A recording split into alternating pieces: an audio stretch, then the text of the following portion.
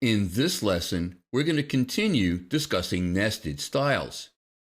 If you'd like to follow along, go under the File menu to Open, and in the Working Files folder, go into Chapter number 8 and select grep Styles for Artists, and just click Open. Before we begin, let's go to our Zoom tool and just click and drag across the width of our page. And scroll down just a bit. The first question should be, what is grep? And the answer is, it stands for General Regular Expression Parser. It's a way of searching for patterns within text to make changes to that text. The original use of grep was engineers would use it and write code to find patterns within their code. Most layout artists, when they hear that grep styles could involve code, they jump up from their seats and head to the rear exit. But not so fast. You can actually use grep styles on a very basic level, and it doesn't involve code at all. Let me show you. I'm going to double click on Copy with red lead in the Paragraph Styles panel. And I'm going to go down right under Drop Caps and Nested Styles to a separate section called grep Style. To add a grep style, I'm just going to hit New grep Style. And you can see right away it's entering some code. Don't worry about it. Just click in that section and we're going to type in some words instead. How about infinite skills? And I'm going to add a space at the end. And now I need to apply a character style. So it still is a nested style.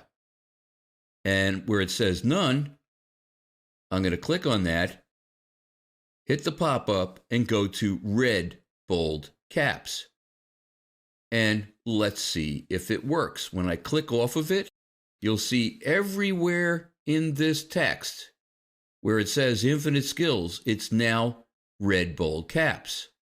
Well, you can see how valuable of a feature this would be if you need to make, let's say, your product name in an ad or a brochure or a company name handled in a slightly different way than the rest of the text. Maybe instead of red bold caps, it's actually just italic. So let's just click OK and see how well this is really working. What would happen if I edit my text? Well, let me go to my type tool and just select the S in one of the places that it made it red bold caps.